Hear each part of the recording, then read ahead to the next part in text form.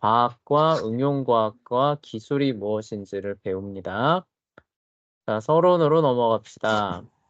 지금까지 세 단원을 공부함으로써 여러분은 아마 과학이 무엇인지와 어떻게 과학을 하는지에 관하여 나름대로 개념을 잡게 되었을 것이다. 그쵸? 지금까지 과학적 방법론, 그리고 그걸 적용하는 방법들 쭉 해왔죠. 그것은 아주 좋은 일이다. 왜냐하면 다음 단원과 앞으로 이어지는 세 개의 단원에서 지질학과 고생물학이라는 흥미진진한 분야를 소개할 것이기 때문이다. 요거 다음 단원 있잖아요. 5단원부터 이제 지질학을 배운다고 해요. 그리고 고생물학, 화석학, 이라고 하는 분야를 공부한다고 합니다.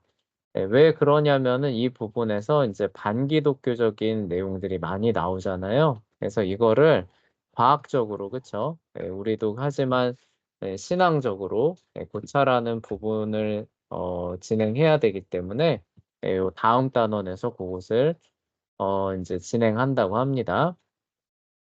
이 둘은 과학에서 가장 논란이 많은 분야이기 때문에 과학이 무엇인가에 관해 기초를 튼튼히 닦아 놓아야만 앞으로 직면하게 될 논란들을 적절히 다루는 법을 파악하게 된다. 우리가 지금 기초 부분을 엄청 오랫동안 하고 있죠. 그쵸? 네. 처음에 과학의 역사부터 시작해가지고 과학적 방법론도 그냥 소개하고 끝이 아니라 어떻게 해요?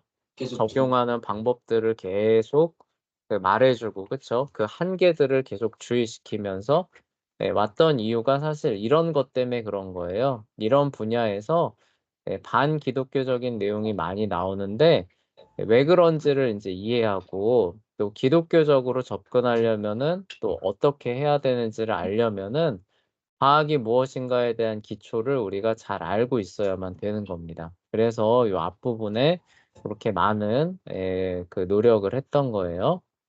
자, 이번 단원에서는 다른 곳에서는 잘 다루지 않지만 절대적으로 중요한 구분을 익혀보도록 하자. 그래서 이제 요 단원으로 사실 넘어가야 되는데 그 전에 한 가지 과학 응용과학 기술이라고 하는 중요한 구분이 있다는 거예요. 그래서 요거를 익혀본 다음에 지질학과 고생물학이라고 하는 그 단원으로 넘어가 봅시다. 지금 요런 얘기들을 하고 있는 거예요. 자, 그러면 과학 응용과학 기술이 뭔지를 좀 살펴봐야겠죠. 그래서 재현이가 그 다음 달라 읽어주시면 됩니다. 과학 응용과 기술 사이의 구분은 매우 간단하다. 그러나 오늘날 여러 교재들에서는 거의 다루지 않는 내용이다. 그 결과로 많은 학생들은 이 세 가지 영역이 서로 동일하다고 생각하면서 자랑하게 된다. 그러나 실제로는 그렇지 않다. 이 세 가지 영역 사이의 구분은 각 영역 뒤에 숨어있는 동기에 따라 달라진다. 네, 그래요. 네, 많은 학생들이 서로를 구분한다는 거예요, 못한다는 거예요? 구분 네, 못해. 못한다는 거죠. 그쵸? 네, 근데 이게 실제로는 그렇지 않고요. 이거를 구분하는 주요 기준이 뭐냐? 동기에 따라서 달라진다는 거예요. 같은 활동을 해도 왜 그것을 하느냐에 따라서 과학이 될 수도 있고 응용과학이 될 수도 있고 기술이 될 수도 있다. 이런 얘기예요. 계속해서 읽어주세요. 과학은 순전히 호기심이라는 동기로부터 출발한다. 과학자는 피조 세계의 어떤 양상을 설명하기 위하여 설계된 실험을 진행한다. 과학자는 거기에서 얻어지는 지식이 유용한지 아닌지에 관해서는 조금도 신경 쓰지 않는다. 단지 그 지식이 지적 호기심을 충족시켜주기를 바랄 뿐이다. 네, 그래요. 순수한 과학은, 자, 그게 우리의 삶에 유익을 준다, 안 준다, 이런 거에 신경을 써요, 안 써요? 안 써요. 안 쓴다는 거죠. 그쵸? 그죠? 이게 왜 그럴까라는 부분을 설명해 줄 수만 있으면 어떻다는 거예요? 기꺼이 그러한 연구나 실험을 진행한다는 얘기죠. 그쵸? 네, 그래서 이런 순수한 과학은 우리 실제 삶과는 동떨어진 내용처럼 그 진행될 수 있을까요? 없을까요? 있겠죠. 네, 진행될 수도 있겠죠. 물론 그게 그 완전 칼로 무자르듯이 선이 명백하게 이렇게 그어지는 건 아니에요. 그쵸? 네, 네, 아니지만 전반적으로 봤을 때 어느 정도는 동떨어진 측면에서도 진행될 수 있는 고런 분야가 우리가 말하는 순수한 일반 과학의 분야가 되는 거예요. 자, 계속해서 읽어봅시다. 그럼 응용과학이 뭔지 살펴볼게요. 저요? 네네, 계속 읽어주세요. 응용과학은 그와는 아주 다르다. 응용과학에서 진행되는 실험은 유용한 것을 찾으려는 내 목표를 둔다. 예를 들어 응용과학자는 이런 어떤 일을 보면서 이 일을 해낼 수 있는 더 손쉬운 방법이 분명히 있을 거야 라고 말할 것이다. 그리고 그들은 이 일을 훨씬 더 쉽게 해낼 수 있는 과정이나 기계를 구현해내려는 목표에 초점을 맞춰 여러 가지 실험을 진행하기 시작할 것이다. 네, 그래, 거기까지요. 자, 응용과학은 여기 보시면은 단순히 어떤 현상에 대한 원인을 찾아내는 게 아니라 뭐예요? 유용한 것을 찾으려는데 목표가 있다고 나와 있죠. 그쵸? 자, 그러면은 응용과학은 우리 현실과 동떨어진 채로 발전할 수 있을까요? 없을까요? 할 수 있겠죠? 유용한 것을 찾으려는데 목표가 있다 그랬죠. 그쵸? 네. 근데 우리 삶이랑 관련 없는 게 발전할 수 있어요? 유용하다는 게 뭐예요? 유용하다. 실생활에서 네. 잘 쓸 수 그쵸. 실생활에 여기 보면은 이 일을 해낼 수 있는 더 손쉬운 방법. 그쵸? 그러니까 우리 실생활이랑 응용과학은 떨어질 수 있어요? 없어요? 없어요. 없는 겁니다. 그러니까 이거는 애초에 효율성을 더하려는, 그쵸? 네, 그런 목적에서 발전하는 과학이 응용과학이 되는 거죠. 네, 실제로 뭐 그걸 위해서 뭐 가설도 세우고 실험도 하고 하는데 그 목표는 뭐냐면은 지금 우리가 하고 있는 이런 현실보다 그 목표에 도달하기 위해서 더 효율적인 거, 손쉬운 거, 비용이 덜 들어가는 거, 그다음에 그 퍼포먼스죠. 성과는 훨씬 더 많이 나오는 거, 이런 데 목표가 있는 게 응용 과학이 된다는 거예요. 자, 그래서 그 다음 단락 서연이가 읽어봅시다. 무슨 차이점이 있는지 알겠는가? 과학에선 단순히 여러 가지 질문에 대답하려고만 애쓴다. 단지 피조 세계에서 어떤 일이 왜 그런 식으로 일어나는지를 알고 싶어 한다. 그래서 관찰 결과를 얻고 가설을 세우고 여러 가지 실험을 진행하여 궁극적으로 그 이유를 설명하는 이론과 법칙들을 제안한다. 응용 과학에는 전혀 다른 목표가 있다. 응용 과학에서는 과학을 활용하여 무엇인가를 훨씬 더 낫게 만들기를 원한다. 네, 그래요. 요게 이제 선생님 말했던 거죠. 네, 계속해서 기술이란 무엇인가 읽어보도록 합시다. 그렇다면 기술이란 무엇인가? 글쎄, 기술은 두 분야와 밀접한 관련성이 있긴 하지만 과학이나 응용과학과는 많이 다르다. 기술은 삶을 훨씬 더 편리하게 만들거나 일을 훨씬 더 용이하게 만드는 새로운 과정이나 기계를 구체적으로 고안해내는 것이다. 네, 그래요. 여기 이제 기술의 정의가 나와 있죠. 그쵸? 자, 기술은 삶을 훨씬 더 편리하게 만들거나 일을 더 용이하게 만드는 뭐예요? 새로운 과정이나 기계 그 자체죠. 그쵸? 요런 걸 기술이라고 하는 거예요. 그러니까 쉽게 말하면 이런 겁니다. 응용과학, 특히 응용과학에서 기술이 많이 나오는데요.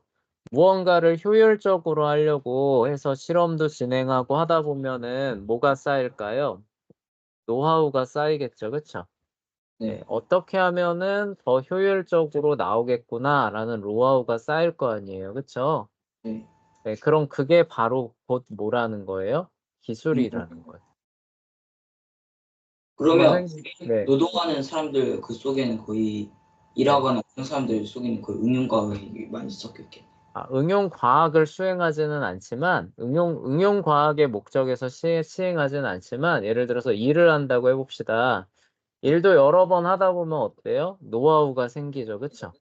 네. 예, 그러면은 그 일을 훨씬 더 효율적으로 수행하게 되면서 그 사람이 뭐가 있다고 해요? 기술이 있다고 하면서 기술자라고 하잖아요. 그쵸? 네. 예, 그런 거랑 같은 맥락이라고 보시면 돼요. 네, 아, 근데 응용과학의 결과물이라고 이제 주로 얘기했던 이유가 뭐냐면은 응용과학이라는 것 자체가 뭐예요? 일을 더 효율적으로 하려고 과학적 방법론을 적용하는 거잖아요. 그쵸? 네. 네, 그러면 그 결과물, 과학적 결론이 나왔습니다. 그러면 그 말이 뭐예요? 이러저러 저러하게 하면은 일이 더 효율적으로 수행이 된다라는 의미잖아요. 그쵸? 네.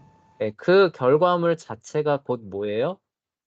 기술이라는 거죠. 일을 더 잘하기 위한 기술이 된다는 거죠. 무슨 얘기인지 알겠죠? 그쵸? 네. 예, 고런 차이가 있다는 거예요. 그러니까 쉽게 말해서 응용 과학의 결과 주로예요. 꼭 그렇지만은 않은데 응용 과학을 열심히 수행을 합니다. 그런 결과물로 나오는 건 100% 뭐라는 거예요? 기술로 나오는 거죠. 그쵸? 예, 근데 꼭 이 응용 과학에서만 기술이 발달하는 산출되는 그런 거는 아니에요. 그래서 인제 고 내용을 살펴보도록 할게요. 네, 이제 비록 응용과학과 아주 흡사한 이야기처럼 들리지만 실제로는 그렇지 않다. 기술은 흔히 응용과학의 결과이기는 하지만 여기 나오죠. 그쵸? 네, 응용과학을 열심히 발전시킵니다. 그러면 그 결론이 나오잖아요. 그럼 그게 곧 뭐예요? 기술이라고 말할 수 있죠. 그쵸? 자, 근데 응용과학에서만 기술이 나오느냐라고 하면 그렇지 않아요. 그래서 하지만 흔히 과학의 결과이기도 하다. 또한 기술은 우연의 결과일 수도 있다라고 말하고 있죠. 그래서 왜 응용과학과 기술과의 차이를 왜 두냐면은 단순히 응용과학의 결과물로만 기술이 나오는 게 아니라 과학을 연구하는 과정 가운데서도 나올 수 있고 우연히 나올 수도 있기 때문에 그 두 개를 구분을 두는 거예요. 그래서 이게 무슨 얘기인지는 요 예를 살펴보면은 이해할 수 있습니다. 계속 볼게요. 자, 이 모든 것들이 다소 혼란스럽기만 하다면 몇 가지 예를 들어서 명확하게 설명해 보도록 하겠다. 아주 간단한 예로부터 시작해 보자. 고대 이집트 사람들이 그 당시에 알려진 모든 세계에서 가장 앞선 의료 기술을 가지고 있었다는 사실을 이미 배웠다. 이집트 사람들의 의료 기술 중 하나는 노출된 상처 부위에 곰팡내 나는 빵을 올려두는 것이었다. 이것은 우연의 결과로 생겨난 기술의 한 가지 사례다라고 얘기를 하고 있어요. 자, 우리 과학 처음 배웠을 때 요 이집트 의술 얘기했던 거 기억나죠? 그쵸? 네. 네, 그 곰팡이 난 빵을 올려두면은 상처가 잘 아문다라는 걸 알았는데, 자, 이게 응용과학을 수행하는 과정 가운데서 결론적으로 나타난 건가요? 아니요. 그냥 아니었잖아요. 그쵸? 여러 가지 실험을 해보고 네, 그냥, 여기 그냥 하다 보니까 처음엔 뭐부터 발랐겠어요? 뭐 된장도 바르고. 근데 하다 보니까 그냥 나은 거죠. 그쵸? 예, 네. 응용과학이라는 거는 뭐예요? 어떤 그 목표가 있으면은 지금까지 갖고 있는 우리의 과학적 지식을 다 동원하는 겁니다. 그러니까 과학이 이러이러하니까 이걸 적용하면은 요거를 수행하는 목표가 훨씬 더 잘 나올 거야. 이 가설 세우는 거죠. 그쵸? 그다음에 뭐예요? 실제로 실험을 합니다. 그래서 인제 그거를 또 평가하는 거예요. 그런 식으로 인제 나오는 거를 응용과학 그리고 인제 그 결과물이라고 얘기하는데 이집트 의료 기술은 그런 게 있었어요? 없었어요? 애초에? 그냥 없었죠. 그쵸? 그냥 아무거나 마구잡이로. 그래서 낫기는 하는데 이게 왜 낫는지에 대한 부분을 설명할 수 있었어요? 없었어요? 없었잖아요. 그래서 우리가 이집트 의료를 과학의 한 분야로 취급하지 않는다라고 했던 거 기억나죠? 그쵸? 네. 예, 근데 여기서 중요한 건 뭐냐면은 어쨌거나 사람들은 노하우는 알고 있었다는 얘기예요. 그쵸? 네.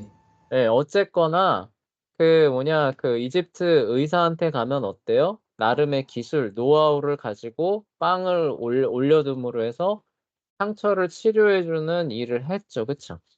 네. 예, 그 과학적 원리는 설명할 수 없었지만. 그러니까 기술이 단순히 응용 과학의 결과다라고 치환할 수 있다는 얘기에 없다는 거예요? 없다는 얘기죠. 그쵸? 예, 네. 응용과학의 결과물로서 기술이 생겨나기도 하지만 이처럼 근데 여기서 우연이라기보단 경험이죠. 그쵸? 반복된 경험이죠. 예, 그냥 경험적으로 그런 노하우가 쌓일 수가 있거든요. 예, 그런 식으로 해서 이제 기술이 또 나올 수 있기 때문에 단순히 기술은 응용과학의 결과다. 이렇게만 생각하면 된다는 거예요? 안 된다는 거예요? 안 돼. 안 된다는 그런 얘기들을 하고 있는 겁니다. 계속 진행해 보도록 할게요. 고대 이집트 의사들은 노출된 상처 부위에 여러 가지 다른 치료법을 시도하였다. 그러한 치료법 가운데 상당수는 환자를 훨씬 더 아프게 만들었기 때문에 의사들은 그런 방법을 중단하였다. 마침내 어떤 사람이 노출된 상처 부위에 곰팡내 나는 빵을 놓아두는 방법을 시도하였다. 이거 근데 누가 처음 시도한 걸까요? 굳이 예, 말 예. 중에서 왜 굳이 곰팡이 네. 그래서 저는 전에도 얘기했지만 처음 얘기할 때 얘기했지만 이거를 처음 시도한 사람은 도대체 무슨 생각으로 시도했을까? 선생님은 그게 궁금해요. 그쵸? 네, 하여간 이걸 시도했다고 합니다. 그랬더니 상처가 신속하고 깔끔하게 나았다. 그 결과로서 드디어 이 치료 기술이 누구나 쉽게 받아들이는 의료 절차로 자리 잡게 되었다. 여기 용어 잘 보세요. 치료 뭐라고 돼 있어요? 기술 기술이라고 돼 있죠. 그쵸? 근데 응용과학의 결과로 생겨난 건 아니죠. 그쵸? 그 얘기를 하는 거예요. 자, 어떤 사람의 노출된 상처 부위에 곰팡내 나는 빵을 올려두는 치료는 기술의 한 가지 사례다. 사람들의 노출된 상처 부위를 매우 효과적으로 치료하도록 도와주기 때문에 그 과정 자체는 삶을 훨씬 유익하게, 그쵸? 유익하게 만들어주죠. 그래서 기술이에요. 이 사례는 중요한 초점을 구체적으로 설명해 준다. 자, 대부분의 사람들은 기술을 생각할 때, 그러니까 결과물이잖아요. 그쵸? 그러니까 소위 컴퓨터, 텔레비전, 자동차, 전자레인지, 이런 기계를 자연스럽게 떠올리게 돼요. 비록 이 모든 것들이 기술의 사례이긴 하지만 그게 유일한 예는 아니다. 그러니까 대부분 기계를 사용했는데 선생님이 아까 뭐라 그랬어요? 기본적으로 기술은 노하우라고 얘기를 했죠. 그쵸? 네. 그래서 여기 치료 기술도 어때요? 치료 행위도 기계예요, 아니에요? 아니죠, 아니죠. 그쵸? 그렇지만 컴퓨터, 텔레비전, 자동차 같은 거 이거 뭐예요? 컴퓨터는 계산하는 거잖아요, 그쵸? 네. 예. 계산하는 과정을 훨씬 더 빠르고 정확하게 도와주는 그런 유익을 주는 그런 결과물이잖아요, 그쵸? 네. 그러니까 기술에 들어가는 거예요. 그래서 그런 부분들을 생각해 보시면 됩니다. 자, 재현이 계속 읽어주세요. 삶을 훨씬 더 윤택하게 만들거나 일을 훨씬 더 용이하게 만드는 어떤 발명품이나 과정이 바로 기술이다. 의학적인 치료법, 명량 프로그램 따위와 같은 것들도 기술의 일부이다. 고대 이집트 사람들에게는 상당히 많은 기술이 있었지만 대부분은 우연의 결과였다. 또한 기술은 응용과학의 결과일 수도 있다. 네, 예, 그래요. 그래서 어떤 발명품이나 과정이 기술이라는 거 기억해 주시고요. 그리고 대부분 선생님이 응용과학의 결과라고 얘기를 했잖아요. 그쵸? 그래서 요 앞에서 우연의 결과 말고 응용과학의 결과로 기술이 나오기도 하는데 이게 사실 대부분의 케이스입니다. 그 중에 하나의 케이스인 이제 계산기, 컴퓨터가 발명되는 그 과정을 한번 살펴보자는 거예요. 계속 읽어봅시다. 예를 들어 컴퓨터를 한번 생각해보라. 컴퓨터의 기원은 구체적으로 1642년 블레이즈 파스칼로 거슬러 올라간다. 파스칼은 훌륭한 과학자의 수학자이자 철학자였다. 이미 1단원에서도 간단히 언급하였다. 비록 파스칼이 과학을 못하였을지라도 과학을 공부했을지라도 또한 어떤 면에서는 응용과학을 공부하기도 했다. 파스칼이 해결하고 싶어 한 과제 가운데 하나는 숫자를 더하고 빼는 일을 훨씬 더 용이하게 만드는 것이었다. 여러 해 동안 더하고 빼는 일을 할 수 있는 기계를 고안하기 위해 여러 가지 실험을 거친 뒤에 마침내 파스칼은 가상기를 발명하였다. 네, 그래요. 여기 보시면은 파스칼이 이제 응용과학을 수행합니다. 그 중에 하나는 뭐냐면은 숫자를 더하고 빼는 일을 훨씬 더 용이하게, 더 효율적으로 만드는 일을 고민을 하게 됩니다. 자, 우리가 숫자 더하고 빼는 것 중에 가장 손쉽게 할 수 있는 게 뭔가요? 손가락이. 손가락이죠. 그래서 애기들 처음에 어떻게 해요? 이렇게 해서 2 더하기 3 뭐야? 하나, 둘, 그다음에 하나, 둘, 셋. 그럼 5이네. 이렇게 하잖아요. 그쵸? 네. 네, 그게 가장 계산기의 기본적인 원리가 됩니다. 자, 이거를 근데 원리는 똑같아요. 원리는 심지어 우리가 쓰고 있는 컴퓨터도 똑같습니다. 예. 그래서 그 디지털이라고 하는 것 자체가 이 사실 라틴어로 보면 손가락을 가리키는 말이거든요. 그래서 그러니까 예를 들어서 그 디지털이 0하고 1이잖아요. 그렇죠? 그게 네. 뭐예요? 손가락이 접히면 뭐예요? 1이고 펴면 뭐예요? 0이죠. 그쵸? 이거 네. 0과 1을 표시하는 거거든요. 그쵸?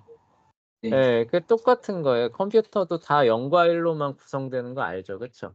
네, 알죠. 예, 근데 그거를 손가락은 뭐예요? 물리적인 그거에서 이제 이런 움직임으로 표시하는 거고 우리가 쓰는 컴퓨터는 뭐예요? 전자의 흐름으로 표시하는 거죠. 그쵸? 아, 그 차이밖에는 없는 거예요. 아, 예, 진짜예요. 예, 진짜 그렇습니다. 예, 그래서 처음에 이제 손가락 움직임으로 하려니까 이게 자릿수가 이게 얼마 안 되잖아요. 그쵸? 예, 네. 그래서 이제 동양에서 개발한 게 요 주판이라는 겁니다. 요거 본 적 있어요? 네, 저 옛날에 주판을 좀 했었어요. 요거 한번 해봤어요? 네. 예, 요거 근데 이게 이제 이거예요. 요게 이제 5의 자릿수고 이게 5의 자릿수로 이게 올라가는 겁니다. 그리고 요게 1의 자릿수가 되는 거예요. 예를 들어서 이제 2다 그러면 이 R 두 개가 위쪽으로 올라가 있는 거예요. 그럼 뭐예요? 이게 손가락 두 개가 접힌 거랑 같은 뜻이에요. 네. 무슨 얘기인지 알겠죠? 그쵸? 예, 그럼 5는 어떻게 하느냐? 얘를 다 내려놓고 얘를 하나 올려놔요. 그럼 얘 아, 5가 되는 겁니다. 그 뭐지? 그래서 막 네, 주판하는 사람들 보면 이 네. 주판 없이 머릿속에 그려가면서 막 이러다가 예, 예, 예, 맞아요. 머릿속에서 주판 그냥 그릴 수도 있어요. 굳이 이거 손으로 안 하고 머릿속에서 그냥 그려서 다 계산할 수 있거든요. 암산 잘하는 사람들은 머릿속에서 주판을 그냥 그린다고 합니다. 예. 하여간 그런 원리예요. 그리고 이제 여기에서 자릿수가 여긴 하나 올라가는 거예요. 그러니까 여기는 0부터 9까지 표현이 가능한 거죠. 그럼 10은 어떻게 되느냐? 얘가 그게 하나 올라가는 거예요. 그쵸? 네. 예, 그렇게 해서 자릿수가 표현이 되는 거예요. 그래서 예를 들어서 5 더하기 4다. 5 더하기 5 더하기 5를 그러니까 5 더하기 9를 해봅시다. 그럼 어떻게 하냐? 처음에 5를 표시해야 되니까 얘를 올리겠죠. 그쵸? 네. 하나가 올라가 있는 거예요. 그럼 여기다 이제 9를 더해줘야 되니까 어떻게 돼야 되는 거예요? 4개 올려야 되죠. 그쵸? 네. 예, 그리고 이제 5를 또 더해줘야 되니까 얘가 근데 이미 올라가 있으니까 어떻게 해야 되는 거예요? 내려놓고 하나 자릿수 올려주니까 하나 올려주는 거죠. 그쵸? 그럼 어떻게 아, 돼요? 하나 올라가 있고 4개 올라가 있으니까 그냥 읽으면 14잖아요. 그쵸? 와, 그렇게 하면. 예, 이렇게 계산하는. 근데 그거를 순식간에 막 해야 되는. 예, 근데 익숙한 사람들은 그냥 막 생각도 안 하고 막 이렇게 하죠. 그쵸? 예, 그러니까 요런 식으로, 그러니까 이건 물리적인 움직임이에요. 그러니까 손가락이랑 차이가 있어요, 없어요? 없어요. 똑같은 거예요. 그리고 0과 1로 사실상 구분되는 거죠. 올라가 있으면 0, 내려가 있으면 1이죠. 그쵸?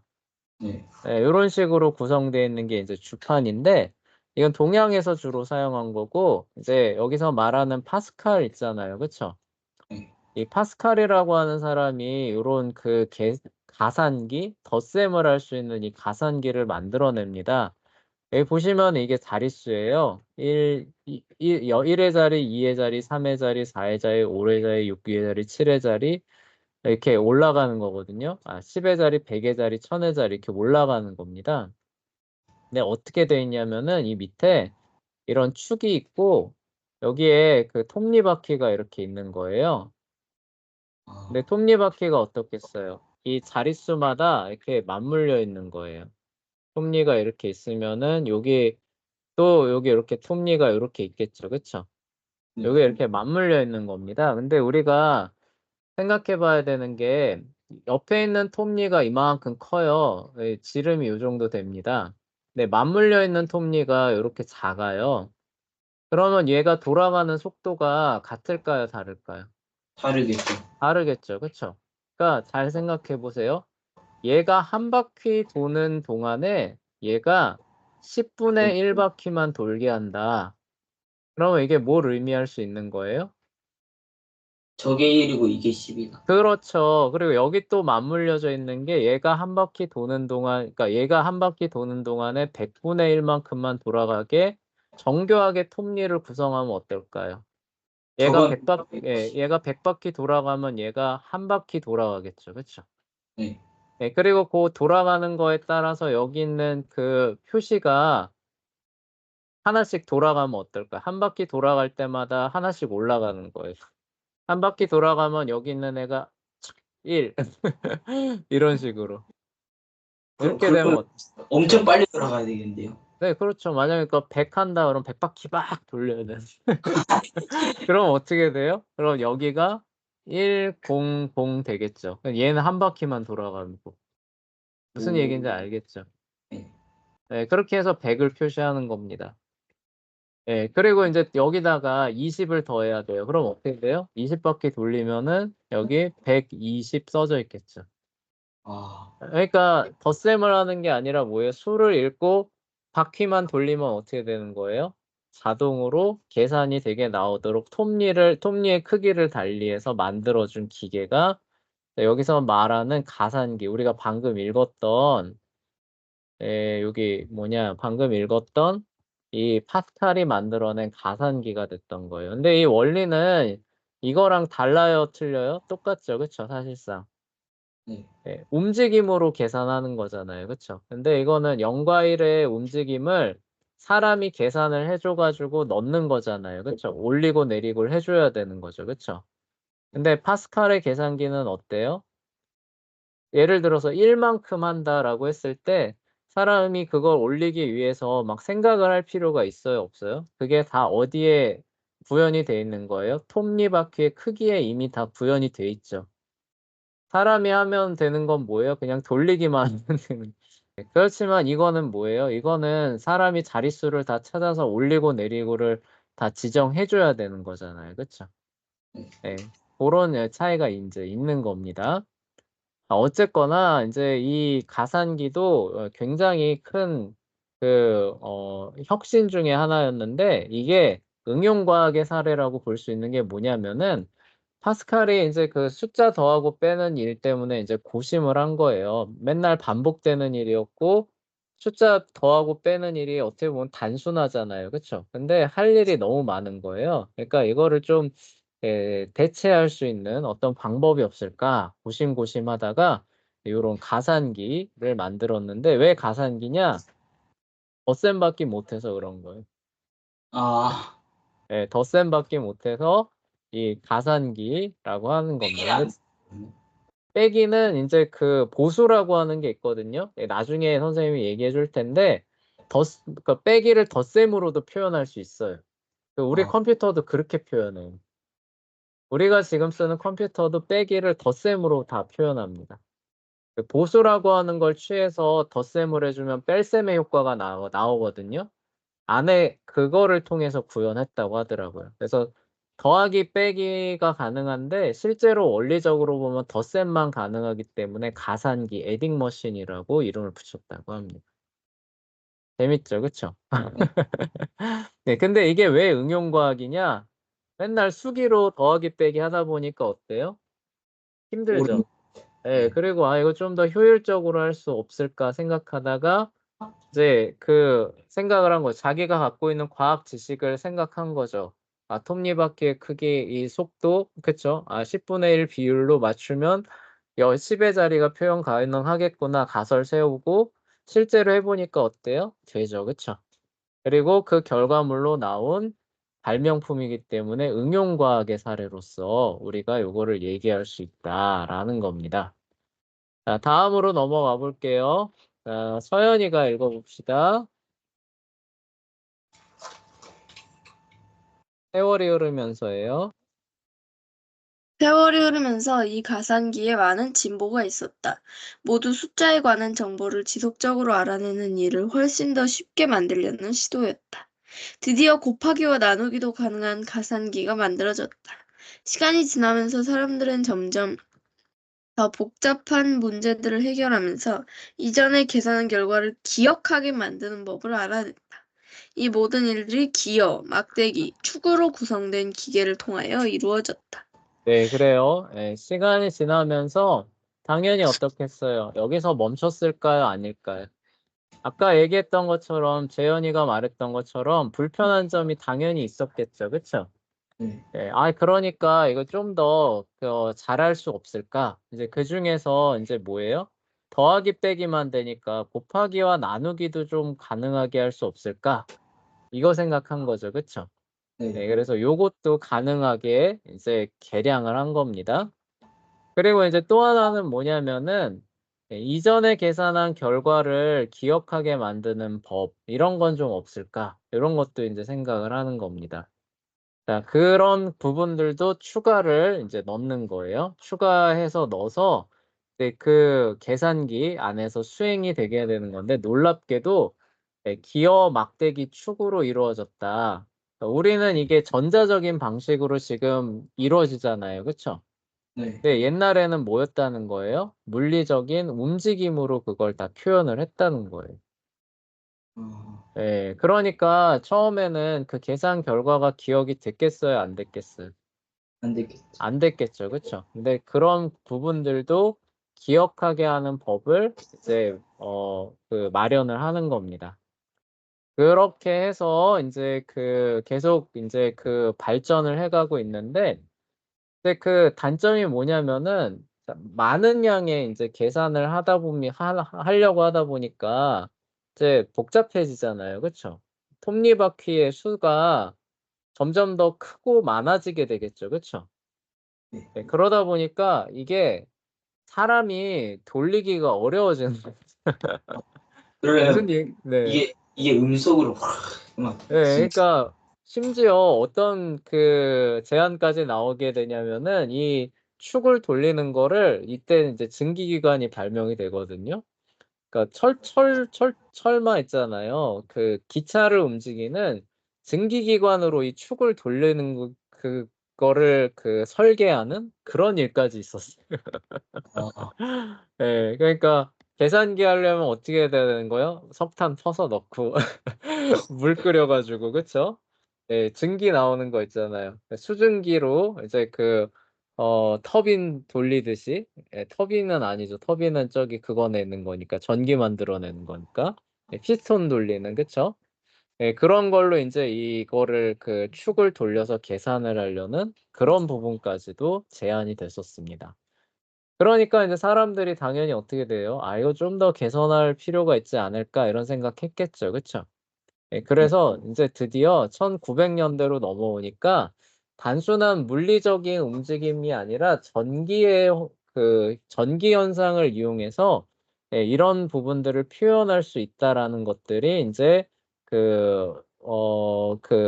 인제 나타났거든요. 그런 연구 결과들이 나오니까 똑같은 원리를 전기를 이용해서 좀 구현을 해 보자. 인제 요런 시도들이 일어나게 됩니다. 그래서 처음에 나온 인제 컴퓨터가 ENIAC이라고 하는 계산기예요. 계속 읽어 줄게요. 미국 과학자 존 에커트와 존 모클리가 최초의 전자 컴퓨터인 ENIAC을 발명했을 때 결과적으로 컴퓨터는 또 다른 거대한 도약을 이뤄냈다. ENIAC은 전자 숫자 적분기와 계산기의 머릿글자였다. 여기에는 매 초마다 수백 번의 곱셈을 진행하도록 돕기 위하여 진공관으로 알려진 전자장치가 사용되었다. 그러니까 우리가 지금 앞서 말한 계산기는 뭐예요? 기어 막대기 축에 물리적인 움직임을 가지고 계산을 했었죠. 그쵸? 네. 근데 이제는 뭐예요? 전자장치를 사용하는 겁니다. 그래서 이게 뭐예요? 전기가 통하면은 그게 뭐예요? 1을 표현하는 겁니다. 그쵸? 근데 특정 조건에서는 전기가 안 통하게 되는 거예요. 똑같은 전류를 걸어 줘도 일정한 조건이 만족되면은 이 진공관에서 전류가 안 흐르는 겁니다. 그럼 이게 뭐가 돼요? 0이 영. 되는 거예요. 예. 이거를 인제 활용을 하는 거예요. 그래서 애니악에 들어간 진공관 수가 몇 개냐? 18,000 개가 됐다 그랬죠. 그쵸? 네. 비트가 뭐예요? 18,000 비트가 되는 거예요. 그렇지만 이게 좋은 게 뭐냐? 한번 세팅을 해 놓고 전력을 딱 넣어 주면 어때요? 전기 빠르잖아요. 그쵸? 네. 한 번에 갑자기 촤촤촤촤촤 하면서 계산이 쫙 되겠죠. 그쵸? 네. 예. 이거 돌리느라 수고할 필요가 있어요? 없어요? 그쵸. 없죠. 그리고 돌리는 것도 뭐 그 시간도 어때요? 훨씬 짧아요. 비교할 수 없을 만큼 적죠. 그쵸? 네. 그러니까 이게 어마어마하게 많은 자릿수 그다음에 변수들을 한 방에 처리할 수 있게 된 겁니다. 전자 그 계산기로 넘어오면서. 무슨 얘기인지 알겠어요? 네. 그래서 예전에는 엄두도 못 냈던 이 포탄의 그 궤도를 그 미적분을 통해서 계산한다. 이거 옛날에는 숫자가 너무 커 가지고 계산기로 계산한다는 게 불가능했거든요.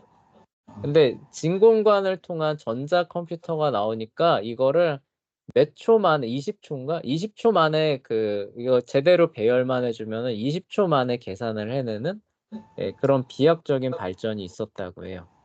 네, 이게 근데 이런 것도 뭐라는 거예요? 응용과학의 한 분야였다는 거죠. 그러니까 이런 기어 막대기 축으로 구성된 물리적인 움직임을 갖고 계산을 하다 보니까 어때요?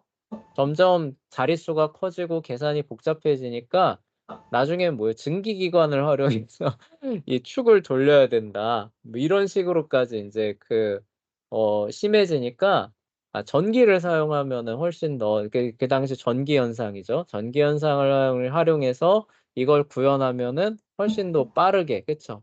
예. 그리고 간편하게 할 수 있겠다. 인제 요런 맥락 안에서 요런 장치가 개발이 됐던 겁니다. 시간이 없어서 여기까지 하고요. 인제 요거 다음 시간에 이 계산기가 계속 발전하는 과정들 살펴보도록 하겠습니다.